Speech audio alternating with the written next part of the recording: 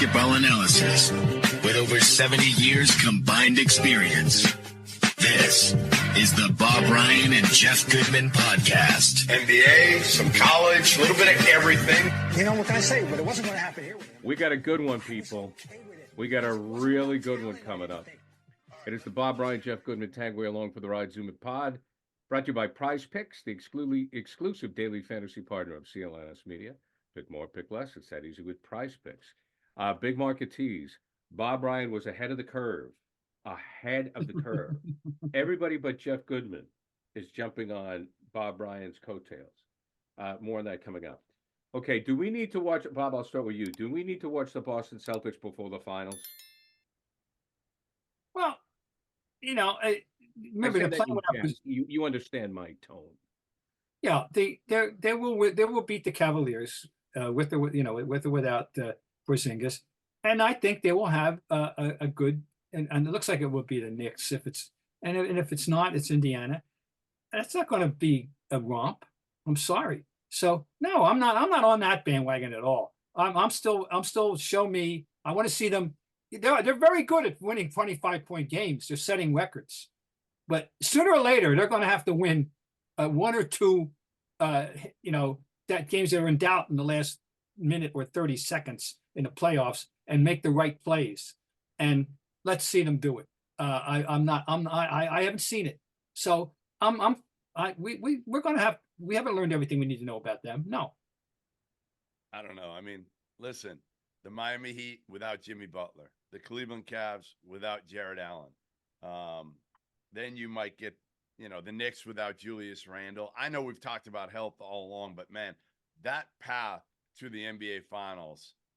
And your colleague, Dan Shaughnessy, I think wrote this or said this or tweeted this, like, is there an easier path that we've seen in a long time to get to the NBA Finals? And then, oh, by the way, when you get to the Finals, you may not see Jokic because he's down right now 2-0 to your guy, Anthony Edwards. So, like, this path just looks like it's set up for a parade here in Boston. I don't want to get ahead of myself, but I'm getting ahead of myself. Okay, well, no, I'm just cautious. I'm more cautious than that. That's all. I've just been seeing too much. And I still will stand. I'm doubling down on what I said about this team. They're very good at winning 25-point games. And if you could promise me that they're going to win 25-point games, they have nothing but that. It's fine. I'll sign up for the parade.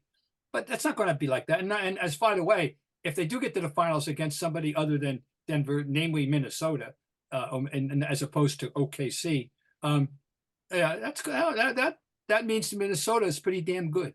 Yes. Well, So- yeah, and I want to get to Minnesota in a minute. And So, but all right, but the path, everybody's talking about the path. Yeah. And Dan loves harping on the tomato can thing, Did the same thing with the Patriots all those years in that division. That's one of Dan's great themes. And God, I love him. That's fine. But I have more respect for these teams than that. And I'm sorry, the Knicks are who they are now. We know they haven't had Randall since January. All right, that's it.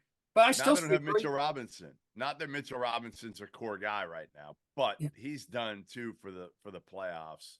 Well, listen, Jalen Brunson. The more you watch him, the more you just fall in love with this kid. Yep. And, he's great. We're already in love with him.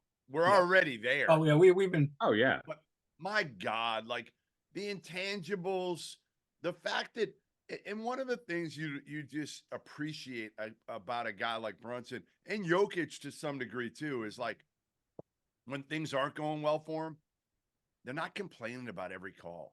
Like Jokic, they're down 30. The dude is not complaining about any calls when they're down 10, 15, 20, 30. Same thing with Jalen Brunson. Rarely complains, just goes out there and plays ball. Yeah, he does. He plays clinically, efficiently, beautifully, intelligently. He's a case study that I said the other day, every undersized guard in America should be studying this guy. How's he do it? And well, first of all, you got to make the shots, but it starts with that. But he has mastered his craft right now. I still go back. You can't say it often enough that when he was signed by the Knicks, I love the guy. I wanted the guy on my team. Fine. but I want him as my backup by third guard. And I said, Knicks, you're crazy. You're spending too much money. I love him, but come on. Oh boy, how wrong was that? And how happy I am to be wrong. And I doubt I was alone. But No, we thought they overpaid. We thought they everybody overpaid. thought they overpaid. Oh, totally. And in actuality, they underpaid. They did. Yeah. I have one more question on the Celtics, though. As I watched the game, I jumped off the couch when Drew Holiday made a layup underneath because it wasn't a three. And we all know that they're great front runners, especially when, Derrick White, we praised him a number of times. We all know what everybody thinks of him, is making threes. Can they win a championship playing an interior game, Bob? Well, you mean exclusively? What do you mean? Not exclusively, but one of the reasons they blow people out is because when they're hitting threes. Look, they make these threes. Well, of course. If they hit the threes, they blow people out. If they don't hit the threes, it's going to be a close game. So, I guess you've already answered the question that can they win a close game? So my thing is, that's what I'm wondering. Can they win a championship as a whole when the three's not dropping? No, probably not. But the thing is, there's going to have to be a game. I mean, not exclusively, but there's going to be games where they aren't dropping, and you got to have a plan B and be able to slip into it. I mean, I think we all agree to that. And sooner or later, they're going to have that game. Starting probably, maybe it's game 2. I mean, yeah, it's a given, and that's where Porzingis comes in, and they don't have him right now. And by the way, I have often cited that Luke Cornett ain't no stiff. And he's very useful. That was a very useful pickup that Brad made last year to get this guy and as an insurance, and he came through in very, very big fashion in game 1. So they're not, but he's not Porzingis, no, but he is a useful piece of the puzzle. So what do you think about that, Jeff? About my concern, my question Of that. Well, yeah, I mean, the threes are dropping, they blow people out. What happens if they get into a series with the Knicks game? The Knicks get some confidence, or for that matter, Minnesota, and the threes aren't dropping for a couple games in a row. And we all know Minnesota's a great defensive team. Can they win going to the hoop? So it goes to 6 instead of being done in 5. Okay. That's the difference if the threes don't drop. But they're going to rely on the threes. Obviously, it's a little different when Cornette is out there compared to Porzingis. That is a difference in how they're going to play. But you know what? I want to give credit to Jaylen Brown, because I've been pretty hard on him over the course of his career, and I think he's gotten better in 2 key areas that honestly I question whether he can get better at. One is his handle. I think his handle's gotten better. It's gotten tighter. And I think the other one is his ability to move the ball. Like, I don't think he's a great passer. I don't think he's ever going to be a great passer, but he's become an average passer, where I thought he was a really not a good passer early on in his career, even up until, a year or 2 ago. But now I think he moves the ball, at least makes the right pass and delivers it in the right spot. He's more willing. He's a more willing passer than dribble. And at last, basically the only time he passed the ball was if he had no shot or no ability to get to the basket. So I want to give him credit, because I do. I think he's playing probably the best overall basketball he's ever played. And it might not always show in the stat sheet. Like, I think he only had 2 assists in game 1. But I felt like, again, he got some of those hockey assists, and he's moving the ball that lead to other easy baskets. Football season may be over, but the action on the floor is heating up. Whether it's a tournament season or the fight for a playoff home court, there's no shortage of high-stakes basketball moments this time of year. Get in on the excitement with PrizePicks, America's #1 fantasy sports app, where you can turn your hoops knowledge into serious cash. Testing my skills on PrizePicks this season is the most exciting way to play daily fantasy sports. If you have the skills, you can turn $10 into $1,000 with just a few taps. PrizePicks is really simple to play, and I can make my picks and submit my entry in less than 60 seconds. Download the app today and use code CLNS for a first deposit match up to $100. Use the code CLNS for the first deposit match up to $100. Pick more, pick less. It's that easy. I got a question for you guys. If do you think that if he weren't such a good guy, that Derrick White wouldn't be saying, "Hey, how come I'm not the one on the Olympic team?" Yeah, I don't know if he's that. He is so just chill and too nice a guy and too good a teammate. Well, you know what I'm all saying. this. I mean, Yeah. the Holiday is, and Derrick White is Better. He's played as well or better than Holiday. Well, I'm just saying. but Bob, That's all. I'm just throwing that out there. right, but that's a reputation thing, isn't it? And I'm just making a joke about how good White has gotten so good. Hey, Bob, you know who's not on the Olympic team? Jalen Brunson. No, I know. Would you love to have him on there? Yeah. Well, who would kick off? Right? Is Halliburton on there? Because if he's on there, he earned it in the first half of the year, but he certainly is not that player now.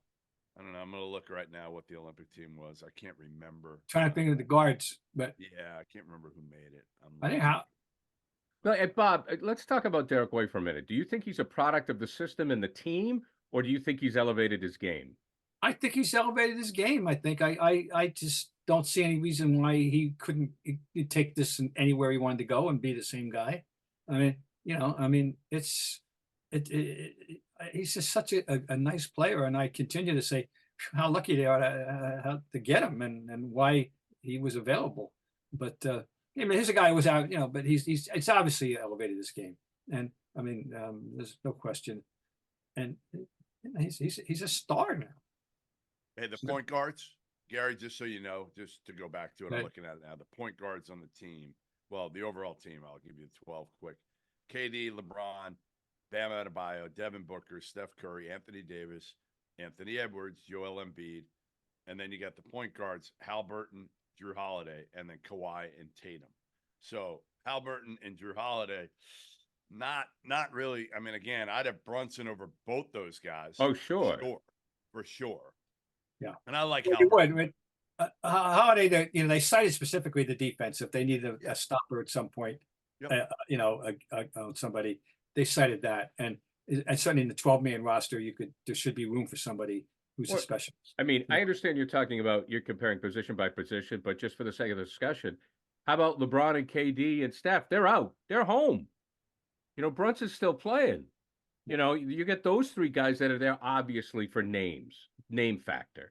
But Brunson has played better than all three of them. Well, yeah.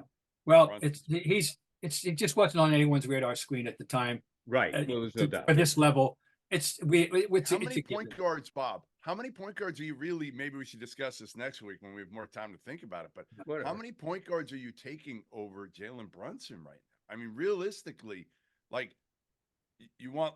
I mean, I don't. You no, right now, Luka. No. Do you want Luka?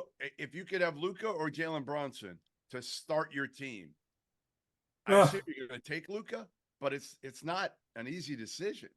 Well, I'd stick with Luka. That's high praise for Johnson. But the idea that we would be having this discussion, it's insane, right? It's insane. But when a man scores 4 straight 40-point games in the playoffs, joins a very exclusive club, he's worthy of that discussion. Now, let's get to Bob's big moment. As we know, as Bob Ryan goes, so goes the world of sports talk radio. And we know how much Jeff Goodman respects sports talk radio when it comes to basketball in the city of Boston. So it was either one or two. I can't remember, Bob, if it was last week or the week before. At least 2 weeks ago. 2 weeks ago, you brought up Anthony Edwards.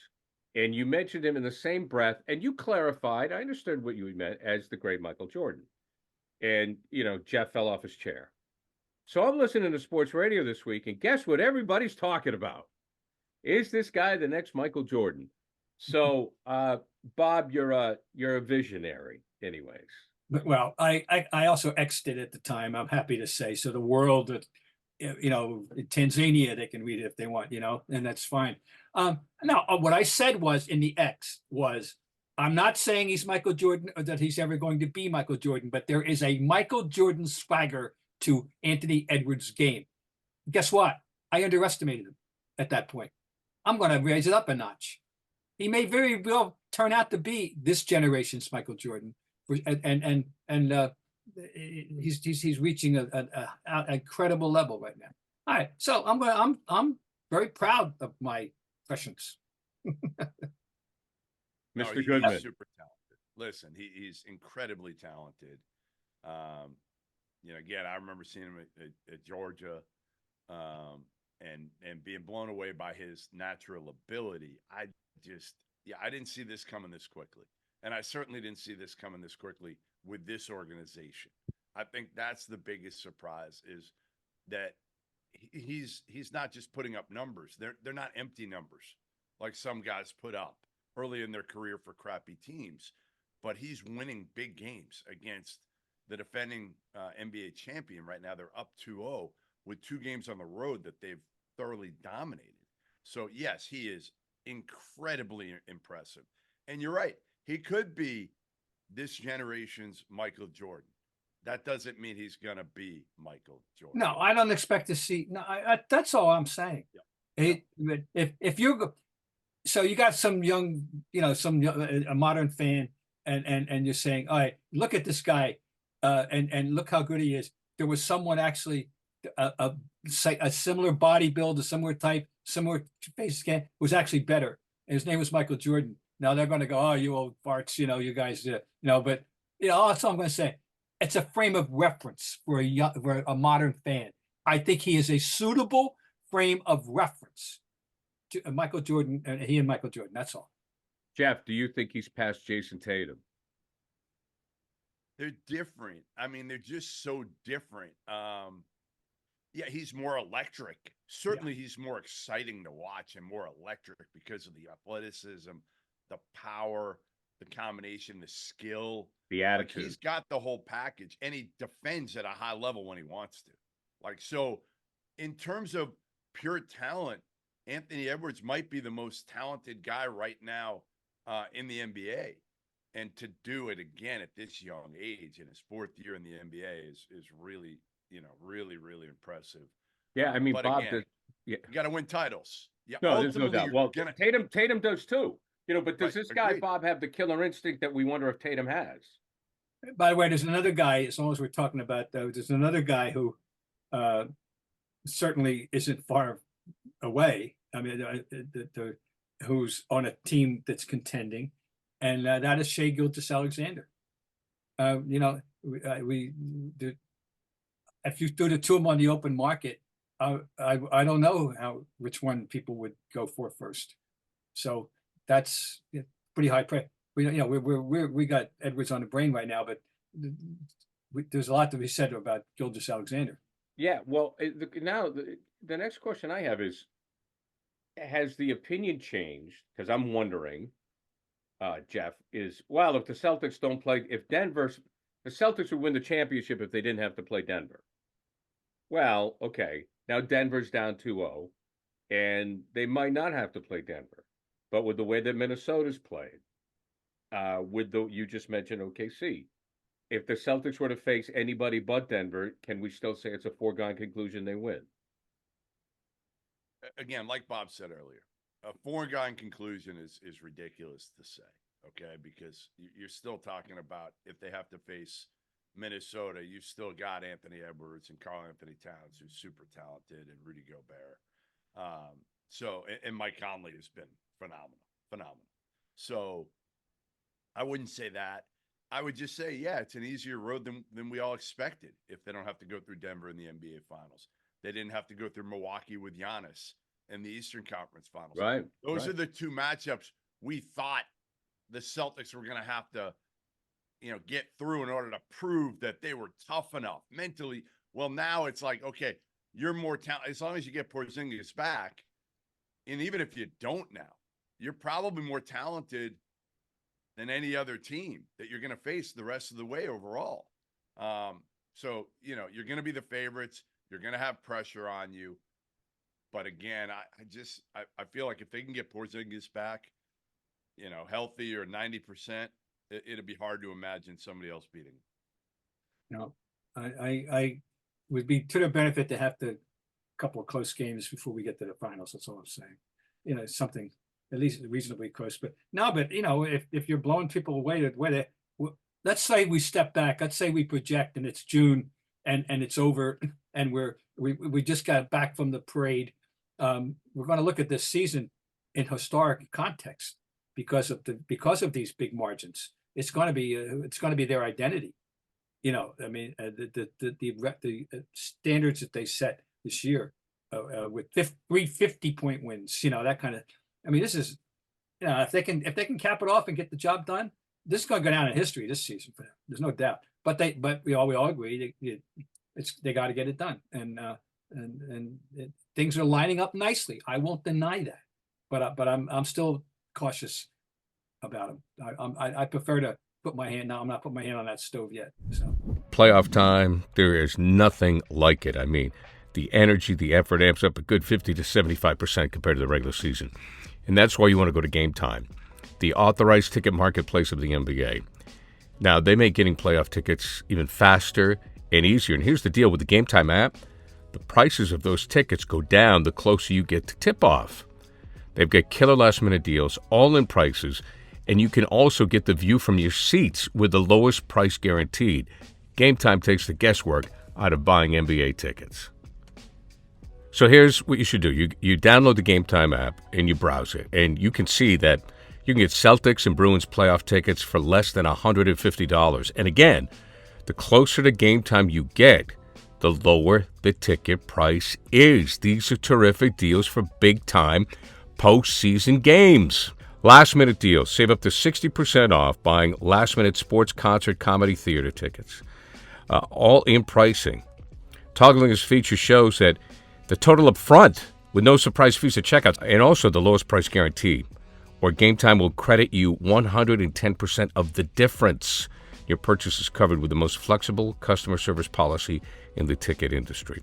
So, take the guesswork out of buying NBA tickets at GameTime. Download the GameTime app. Create an account. Use the code CLNS for $20 off your first purchase.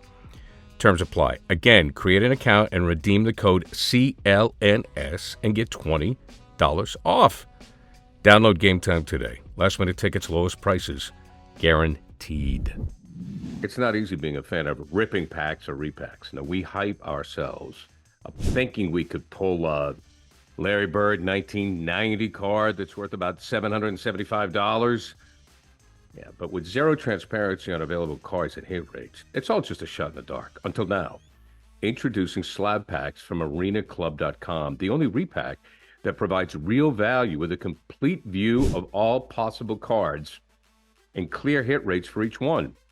And when I buy slab packs on Arena Club, it finally feels like I know what I'm getting. I mean, listen, it is the marketplace for card collecting, buying, trading, selling, display, full transparency.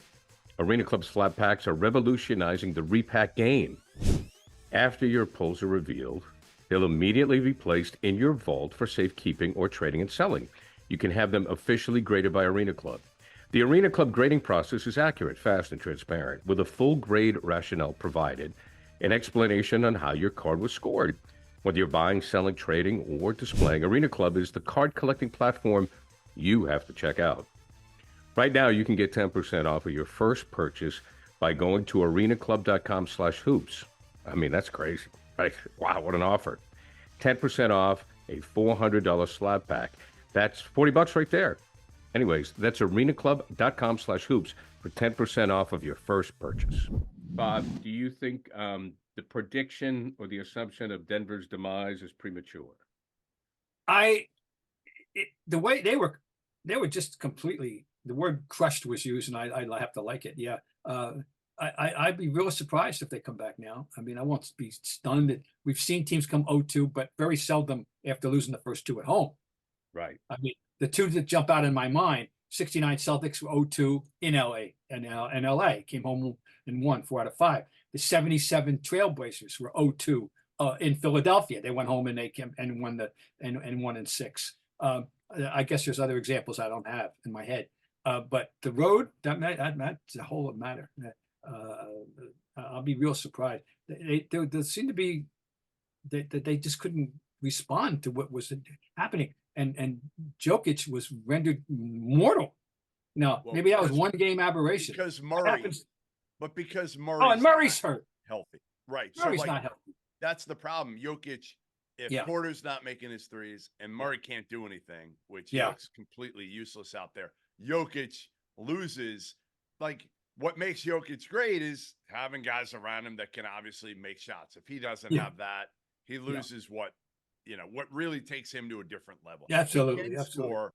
He can score, but that's not his game. Is really more predicated on his ability to pass, make people better, and then maybe get the ball back and be able to score. Look, you talk about Murray, we talk about all the people that we're talking about with injuries, and once again, it just underscores as time goes on that when you get to the playoffs, I don't care if I have to play all 7 games on the road. I mean it. If I have to, you give me a choice between, am I going to be healthy, fully healthy with the best team Right. that I can have it, who I've got under my contract, or I have to play 7 games on the road, I'll pack my suitcase, period. And How we've about seen so many Minnesota winning examples without of it. Gobert? How about them winning without Gobert and Naz Reid? Yes. Naz Reid is a secret weapon. He Super really is. talented. I've seen him since he was a high school player, and he Yeah. looked like that, by the way, in high school. Like when he was 15 years old, Naz Oh, Reid really, looked huh? exactly like he does right now. Wow. And yeah, there was always a question whether like he played hard enough, whether he had that killer instinct, any of that stuff, because he always had the natural ability. And yeah, he's been a huge weapon, like you said, for them. Before we move on from this, Jeff, you have a thought on the illegal pick in the Yeah, Minnesota? I mean, some of these calls are ridiculous right now in these games in crunch time. And I know we don't want to put too much stock in like. Yeah, I was these surprised they calls. made the call. I was surprised they made the call. I mean, it was Well, the right call, but I was surprised they made it. Well, They had multiple technically, bad it's- calls at the end of that Knicks game. I mean, again, the ball that went off whose hand was it? Nesmith. Yeah, Aaron Nesmith. His hand, it said it went off his foot. It was clearly off his hand. Then the illegal screen. Like, what are we doing here? I mean, I Well- don't know. I felt like I was watching a Kansas game at Fog Allen Fieldhouse. Like Kansas gets those calls, right? The Knicks got those calls at the end of the game at MSG. I felt like it was Kansas or Duke getting these calls. My mantra, referees, the one question quiz that they should answer before every game. Why am I here? And you're here to adjudicate the smooth flow of the game. And you also have to exercise some common sense. And it is manifestly true. And sorry, folks, that don't believe this, that what happens in the first minute of play is very different than what happens in the last minute of play. I'm sorry.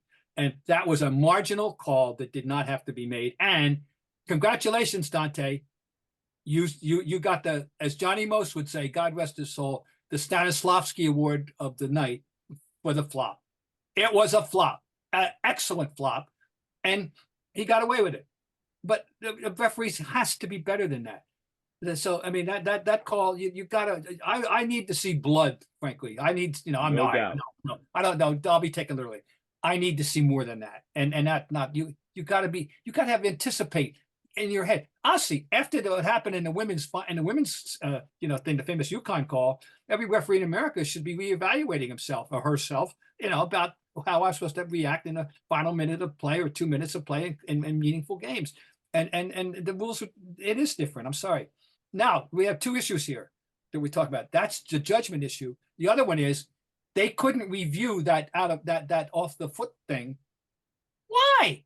Well, if you can review who knocked the ball out of bounds, Right. and which is a crucial call in a game, and this one with the ramification, why can't they review that? Makes I don't no understand sense. that. No sense whatsoever, but most of it doesn't. And Nobody can explain.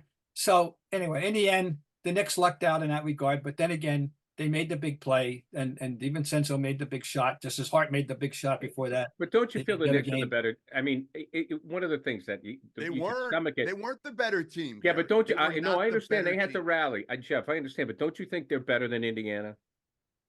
I mean, Halliburton was terrible, and Indiana still probably should have won that game on the road.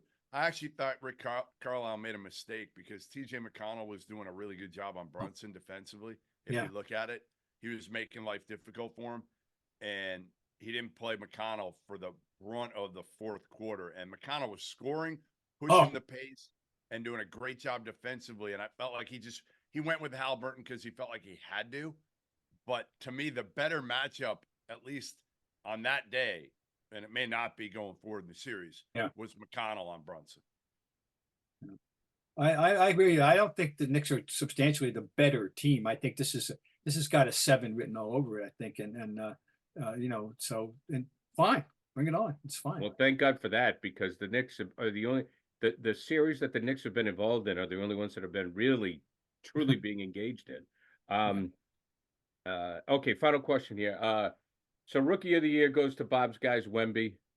It was no contest. I guess the future is bright, as they say in San Antonio. He lived up to the hype and then some.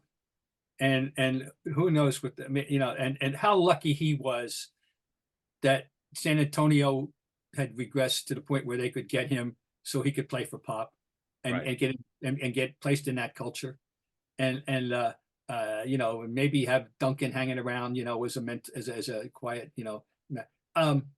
it worked out great. And they got substantially better as the season went on. They started off losing every game, and then it wasn't that way in the end. He's 20 years old.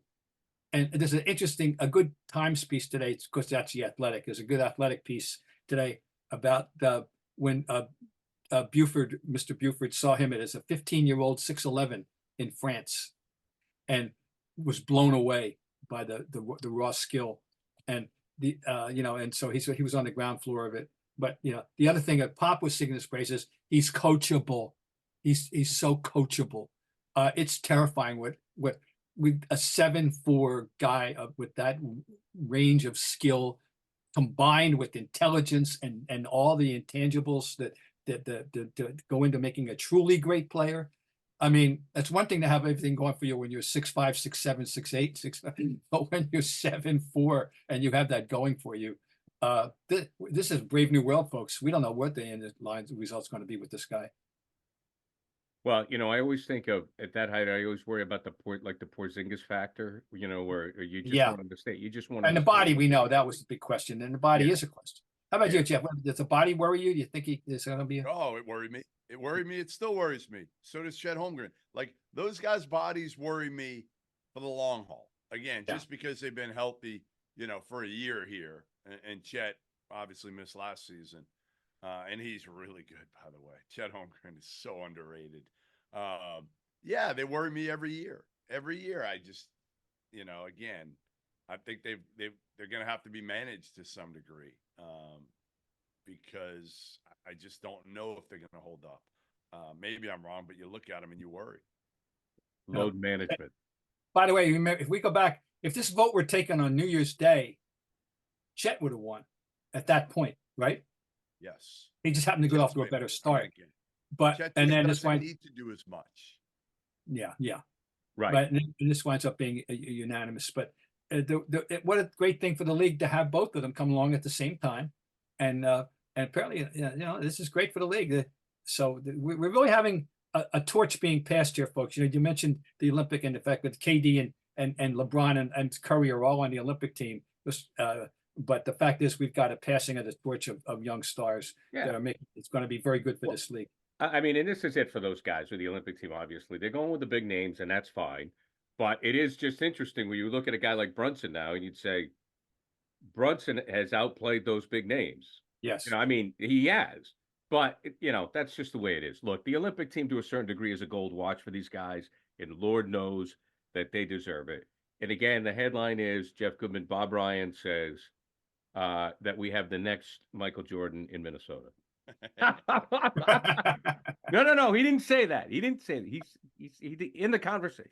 Has the potential. He said it. Wait. He said it if it's going to be true. If it's not going to be true, he never said it. That's right. But I will give, this is the thing about the commish here, is that he saw it 2 weeks ago, and now everybody's talking about it. So, Very Bob, true. you raised the issue 2 weeks ago. No, he's right. And He's everybody right else is about a talking lot about of it the now. same. Yeah, there's a lot of the same things that you look at and you're like, okay, you know what? He is a killer like Michael Jordan. Cut your heart out. Can't get his shot. Cut your whenever he heart wants. out.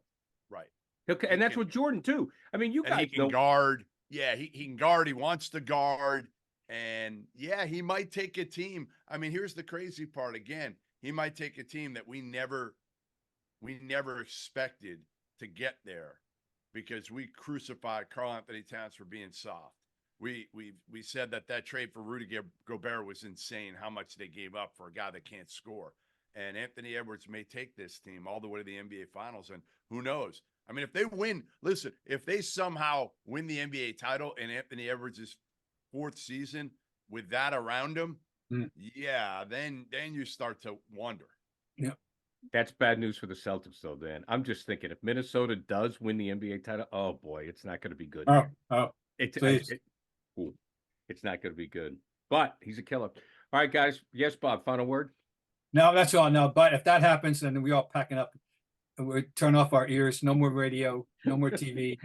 we go to a cabin in the woods for at least 2 weeks. All right, Bob Ryan, Jeff Goodman, Gary Tanguay here. Thanks, everybody, for checking us out. Brought to you by PrizePicks, the exclusive daily fantasy partner of CLNS Media. Pick more, pick less. It's that easy with PrizePicks.